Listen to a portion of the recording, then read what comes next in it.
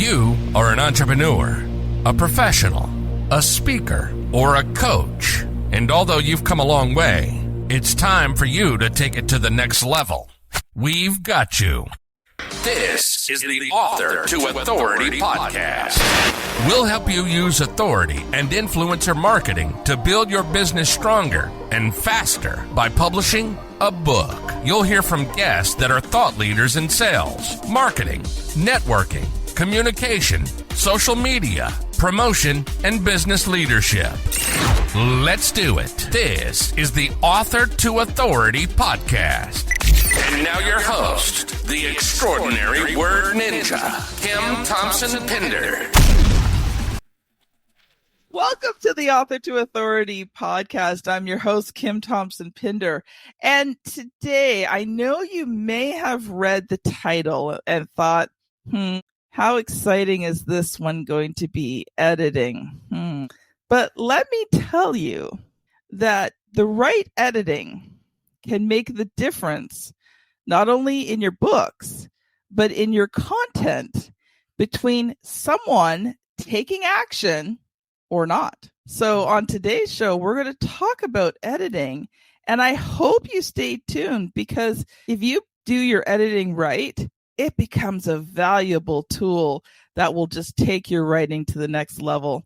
So I'm glad to welcome Carrie Pierce here today, and she has written professionally for over 20 years, including building a solid international reputation. During that time, Carrie discovered there was a real need for wholesome, quality children's literature that could also be enjoyed by parents and grandparents as they read aloud. And she understood the concern that parents and grandparents felt as they struggled to find children's stories they could trust and feel good about sharing with their young ones in their lives. And man, I can say amen to that. That was a struggle when my kids were little. Because of that realization, Carrie understands how important it is to keep story time safe. So she really began prayerfully crafting quality stories from the heart that contain important life lessons written in a style that doesn't talk down to children. Welcome to the show, Carrie. Oh, thank you, Kim. It's a pleasure to be with you and your audience today. I really appreciate this opportunity. Well, first of all, we want to get to know you a little bit. So I'd love to give you an opportunity to share more about your life, your business story. How did you get into editing and writing? All of these things that kind of make you. Oh my, no pressure there, right? Well, it's kind of a weird thing is look back over my life. And I think when you get to be the age that I am, kind of midlife, you do look back and see some clarity where paths maybe led you to where you are today in a way that makes sense, where at the time it did not make sense. When I was a very young girl, even from a young age, I wanted to be a writer. Words fascinated me. Books fascinated me. I love sometimes to just walk around with books. They made me feel important and like I knew something, even though I didn't even know how to read yet. But at that age, to be honest with you, being a writer was actually about as likely as me being an astronaut, because I didn't know the first thing about how to go about it. I knew a lot of people struggled to make a living at it, but it just was my calling, and I knew it at a very young age. So what I ended up doing was actually going into the film industry, because I did not have the discipline at the time to write my story, but I knew how to present my story visually. And so I spent many, many years in the film and TV industry. I did makeup and special effects in the film and television industry. And so I went on to get my certification as an esthetician or skin specialist. And over the years, I started writing health and beauty related articles for midlife men and women. And I wrote thousands of articles, and these articles went all over the world. They were well received.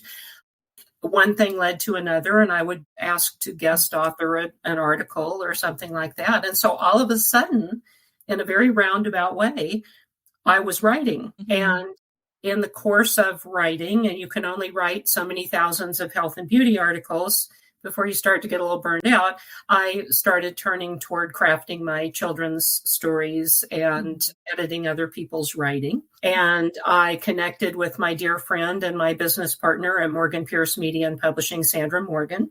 And very long story short, she is also a writer, and we shared some very dismal writing experiences in the past. We had been, unfortunately, starting out as a young new authors, we had been rather horribly taken advantage of in our careers. I think that can happen, unfortunately, often. Bad editors, bad promoters, bad publicity people. I mean, we had a lot of really horror stories to share. And from our horror stories, we decided we wanted to develop a publishing house and a service to help authors so they didn't have to have those dismal experiences. So that's pretty much it. Yeah. Wow. I can hear you about the burnout. When I first started RTA Publishing, I did all of the writing. I wrote all of the books. And I think I hit about, 100 or so books. I had nothing left. Like, I was burnt out. And, I had already been starting to bring on writing staff, but it hit a point where I was like, I just can't do this anymore. Like, I couldn't even write my own stuff. I was just so burnt out from writing everybody else's stuff. Mm-hmm. And so I took time off from writing. I'm like, that's it. Like, I just, when you're used to writing thousands of words a day and you can't even plunk out 300 because you're so burnt out, it's like, yeah. And that is a degree of burnout that is astounding. And I kind of went through it a couple months ago. We finished a project at Morgan Pierce that we had been working on for a year. And in order to hit the deadline, I ended up having to deal with an extra 30,000 words in just a very small window. And I was surprised at how much it really wiped me out. It took me about 2.5 weeks to recover. Yeah. And, I think, and I have said this before in other interviews in the past, and really resonates with me. I was given this piece of advice a long time ago, and it really holds a lot of weight, I think. No tears in the writer, no tears in the reader. And that means that if you're going to really resonate with your audience and impact them, you have to feel every word that you're writing. You have to pick your words carefully. You have to weight them carefully. You have to string them together like you're making a beautiful necklace. And it's difficult to do, and it takes a lot out of you. And that's a degree of burnout that just leaves you absolutely empty. Yeah, I actually didn't write for months. Mind you, it was really a good thing because I needed to shift from working in my business to working on my business. It became a really positive thing as I, started handing off more and more of that kind of work that was draining me. It actually freed me up to actually build the business. So it turned out to be a good thing. But, now I recognize when I'm starting to feel burnt out and I back off for a little bit. I give my brain that rest. Like, I didn't even read for years, because I was reading so much every day, like everybody else's stuff. I couldn't even read books because I was burnt out. Like, my eyes would hurt some days. And perpetual work. Yeah. Now, though, I'm actually starting to get to the point where I'm starting to read books again and enjoy them because I'm not working on everybody else's books all the time. And it's allowed me to kind of rest my mojo a little bit. And that's a beautiful luxury. And I did the same thing for decades. All I read was health studies, beauty studies, and all of my reading, it was scientific and it was dry. It served a very important purpose, and I had to make sure I knew what I was talking about because it was health and beauty information for people. I took that very seriously, but I never had the time to read a book, read a novel. Yeah. And I always, to me, the ultimate luxury was to read a book in bed right before you went to sleep at night, to prop up on your pillows and read a chapter. And I'm to the place now where I do that. And I do think it gives back to you. It feeds your spirit, feeds your soul. It's important to do. But, we share the ghostwriting life, and I also ghostwrite for other people too. And you are right. I mean, it just takes all of your energy, all of your focus, all of your time. Yeah, it does. It does. It's worth it though, but it does. And when you can give something to your clients that they know is theirs, like one of the things we specialize at RTA Publishing is balancing out the client's voice and something that's well written. So most people don't even realize, unless the client tells them, that the books were ghostwritten, because we capture their voice so well. And that is so important. And that was actually one of my nightmare scenarios that I experienced as one of the first editors I hired. I was new to writing my own things and my first book. I didn't realize you had to kind of ride herd on them, and you had to make sure that they were not stripping out your voice. That is so important. Especially when you ghostwrite, that author's name goes on that finished product, yours does not. And it's imperative that you reflect their voicing and their pacing and that their book sounds like them. But this editor stripped my entire voice from start to finish out of my book, and it was my first children's book. And like an idiot, I had turned over my original manuscript because I didn't know any better at the time. It was a long time ago. So it took me years to get that manuscript knocked back in line. And it crushed me. It was devastating because it did not in any way sound like me. My character voicings were gone. It was edited immaculately, but it had no warmth. No life. Yeah, no life. It was like a medical journal by the time it was done. Yeah, and I think that actually leads us well into the topic of different types of editing. And I think, audience, here's something that you need to be aware of. If you're writing a book, it's your book. The editor's job is to make that book the best it can be. But ultimately, if you feel an editor has changed the book so much that it's no longer your book, it's not the right editor.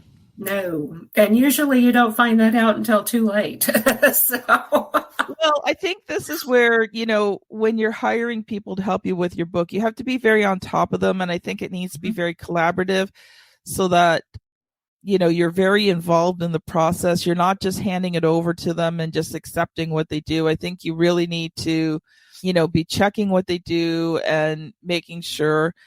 One thing that I recommend is, if you're really not sure about an editor, do a test with them. Write a few articles. Have them edit a few articles for you first. Indeed, that is. And you pay them. It's not for free. You pay them, right?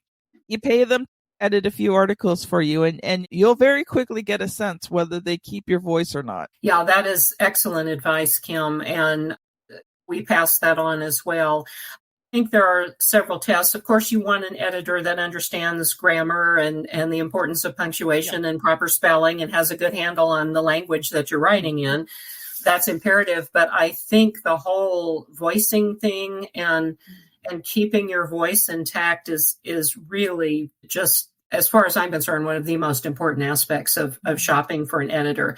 And you do need to challenge them a little bit. You need to make sure that you need to see how they push back on you, if they're going to actually hear you. And the other thing, I know that your audience, you have a lot of professionals in your audience. It is your job to bring into your book accurate, factual figures and information, especially if you have a niche or an expertise area. You need to make sure that all of your facts are correct and your claims are legal and those kind of things. That onus kind of falls on you. But it is so important that the editor respect your knowledge, respect the authority that you do bring to the manuscript, and that works to really hear you and keep your voicing. There does need to be give and take in terms of the relationship and the conversation in order for the manuscript to be as polished as possible. But you are the author, as Kim said earlier. This is your book and your name goes on it. And once it's out there, it's out there. So there's that about that. Yeah. And I like what you said about balance, because I think there's times you need to listen to the editor. Like if something is just grammatically horribly wrong, it doesn't matter whether it's your voice or not, because if that grammatically wrong, it's going to affect the reader and they're going to know it and they're going to think, oh man, what bad editing, right? But then there's other times where it's more like a stylistic edit. So the editor's suggesting, but if this is your your phrase that you use all the time, or, something that you say all the time or whatever, then the editor's got to give some leeway for that too, right? So I like what you said, that there is balance in that. I was very blessed. One of the first people that I brought into RTI Publishing was my best friend. Oh. And she was an English major. She was really good at editing. She eventually became the project manager for RTI Publishing. She's now on to some other things. But because she was my best friend, she knew me so well. So when she edited my book, she actually, we called it the Juanita Razzle Dazzle, because she just knew how to take my writing and elevate it. Right? That's a gift. That is She's got this amazing vocabulary. So she would add on all these delicious words that I'm like, I was reading it and I'm like, oh, I'm drooling. Like, that's really good. Right? So I think, you do have to have the balance. Like there has to be give and take, right? Very much so. And you bring up an interesting point about the use of words, and the way I feel about this, in a sense, is as writers, we pour ourselves into our work. We spend hours alone every day while the world is going by. We are alone writing with our words, very respectful of each word that we pick and how we string them together. We give up large chunks of our lives to create, we create. But the flip side of that is the reader then responds in kind and gives up large chunks of their life and time to read what you've written. So it needs to be material that resonates with them, that inspires them, that teaches them, that does not talk down to them or does not talk over their heads. And I have worked with, unfortunately, some professionals, very skilled in the past, that they view the opportunity to have a book or to do a lecture or something like that as a chance to just go in and strut around and thump their chest about how much they know and how knowledgeable they are. And I have seen it so many times. And you just want to slap them, don't you? I know, you do. You're like, stop it. These people did not come for your really big words. They came to learn a little something about what you know. And they skipped dinner, and they came out late on a rainy night to hear what you had to say, and they're leaving with nothing. And I've seen it in books as well with writers who won't listen to their editors. And that's a very difficult scenario as well. You want your reader to be grateful for the time that they spent with you, and you want them to be thankful that you crossed their paths and that you enhanced to their life with your expertise. You inspired them. You taught them something they didn't know. And, so that's my warning. That on the flip side of that, it seems like balance is the buzzword. We keep talking about balance a lot, but there's a fine line between over talking and under talking and resonating. Yeah. And you are very gifted and blessed to have your friend and her wonderful gift. That's wonderful. It's one of those days. The thought just went out of my brain. Anyway.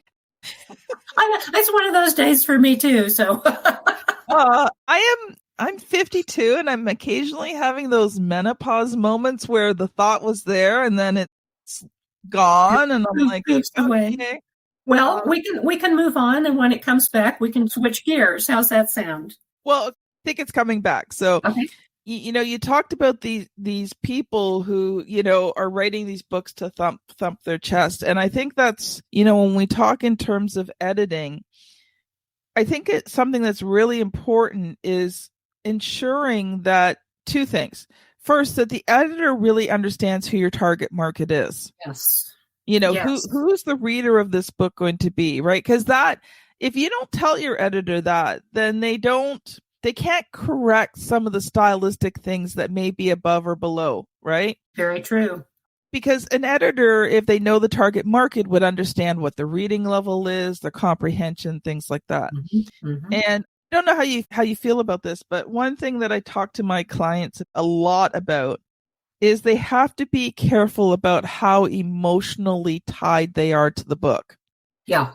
What I mean by that is that you can't be so emotionally tied to the book that if an editor goes, this needs to be changed, or if I go to the client and say, listen, I know you love this piece, but it's just, Mm-hmm. and you're trying to be diplomatic in what you say, but it's just not good, right? Yes, And yes. I think you have to, especially when you're writing books to build a business. Okay, there's different types of books, right? But when you're writing a book to build a business, person who's reading it has to be paramount. Yeah, that's very true. And, again, another phrase that I like to use, and I use it often, it always kind of gets a rise out of people. Writing a book is like giving birth to a bale of barbed wire. It can be, I love that analogy. It's horrible, but it's true. It can be enormously painful, enormously painful. But then when you get to the editing process and then the marketing process, which is just as difficult, if not more so, that is also very painful and doesn't really have to be that painful. But it is very true. That is your baby. And you have spent days upon days and hours upon hours and weeks upon weeks and months upon months gestating this baby that you're about to release into the world. But you do need to have an editor that you trust enough to polish your baby gently and scrub him up and wrap him in his little precious blanket and present him to the world in a way that serves you, your audience, and your baby best. And absolutely, you need to let go. And it's a lot also like when a book is turned into a film. It's always shocking to me, and I saw it over and over again with screenplays from books. The actual movie, in most cases, is like 3/4 of the book is totally removed from the movie, and it doesn't even the same thing, but that's just the nature of evolving the story from book to screen. And, you've got to reach a point where if you're working with people on your manuscript, you trust them. And it's a very much a relationship, and it's an intimate relationship. Yes. And that you have to trust, and they have to be able to trust you, that when they come to you with a piece of information maybe you don't want to hear, that you will be open to hearing them, because if you've picked the right editor, they will always, always, always have your best interest at heart, and your project's best interest at heart, and your audience's best interest at heart. And that is the trifecta. Once you cover all of those bases, then you're primed for success. And that's why we're all here, right? Yeah. We didn't talk about this beforehand, but I think this will change the trajectory of the discussion a little bit, because I think this is just so important. How do you choose a good editor? Because we're talking about having a good editor here, right? And I think it's, editing is one of those things that makes or breaks a book. There's a few things that make and break a book. Editing is one of them. Obviously, okay.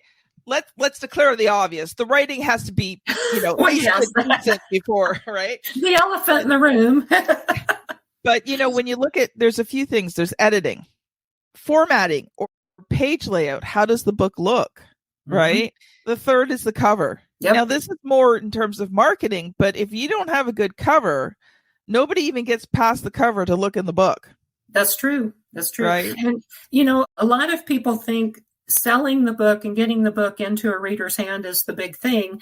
The really big accomplishment is when they've read the last word of the last sentence of the last chapter of your book, and they're sad that their time with you has come to an end. So you haven't really achieved anything. People can buy a book.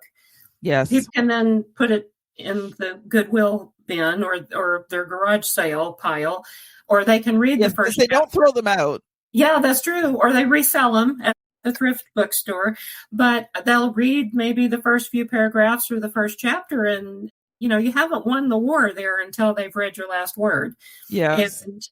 And so I would say there's a process, just like when you go out on a date, which I hate dating, so I don't do anymore. But when I remember the old days when I used to date, it's kind of sniffing around. Everybody's on their best behavior at first, but you need to meet them. If in person's great, but if not, a Zoom meeting or several times, you need to ask them very important probing questions. You need to get a feel for their personality. Your editor is going to become your partner, and it's like being in a relationship, and you're going to have to endure meetings and days with this person, and you're going to have to kick things back and forth, and it needs to be an exchange where you leave feeling heard. And You need to enjoy working with this person. I mean, granted, you're not shopping for an editor for them to become your new best friend, but it needs to be an enjoyable, healthy relationship. You don't want a dysfunctional relationship with your editor, because that's going to spill over completely into your finished book. And that's a nightmare scenario. So I would say you need to ask the probing questions. You need to ask them very clearly about their temperament. How are you if you tell me something that I don't feel is right? How are you willing to hear me? And what does that look like? What does that sound like? How far are you willing to let me push back if I feel I need to? Where do we compromise? How do we compromise? Why do we compromise? You need to look at their years of experience. You need to look at their understanding of grammar, sentence structure, diagramming, sentence diagramming. It was so boring in school, but I tell you what, it's so important. Knowing how to lay out a very beautifully crafted sentence is an art. And then too, there's so many types of editing. There's line by line, word by word, content, clarity, formatting, like you said, grammatical punctuation stuff. I mean, you don't just edit once. You edit and then you edit and you edit some more, and then you go back and you edit some more, and then you edit for content, and then you edit for length and continuity, and it just goes on and on and on. But you are absolutely right, Kim. If the cover is not a good cover, or your marketing blurb is not tight, you've already lost right out of the gate. Yeah. Yeah. It's unfortunate, but people do judge a book by its cover. Yep, that's true. Even though they tell us not to, we do. Like even in today's environment, most books are bought online. So you've got this, itty bitty thumbnail that you've got to attract attention with. Yeah. In a big, big, wide world out there with a lot of competition. Yeah. Yeah. I so agree. Wow. This has gone fast and we've just gotten started. We could talk for hours.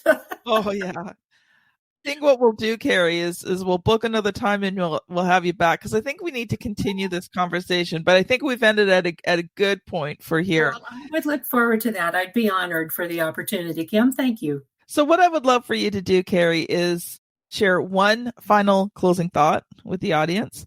And also, how can they connect with you? If they've enjoyed today's episode, how can they get a hold of you? And do you have any freebies, giveaways, anything like that you'd like to offer today? Oh, I feel so horrible in that I don't at this point. We've been so busy on this end. I've failed in that department. But I think the last piece of advice that I would give to any writer is, especially when you're writing your first draft, get out of your own way. Don't just let it come. Don't judge it. Get out of your own way. And if you have a good handle on the skill of writing and you have a good editor in place, once you pour forth that first draft, then you can go in and begin the process of crafting and honing and tightening and shifting. But if you don't let that first draft come, you're in trouble, because you'll never get your project finished. You just keep getting in your own way. So the best place to send your audience, if they want to be in touch with me, or if they want to find out more about what we do or see the books that we have, is go to morganpiercemediapublishing.com, and they can email me directly. That's Carrie, Carrie, at morganpiercemediapublishing.com. And we do have editing services and ghostwriting services and all of those things too. But I'd be happy to answer questions. And I'm sorry I don't have a freebie. Next time I will. How's that? That's good. And that's Pierce, Pierce. Yes, exactly. There's a few ways to spell that.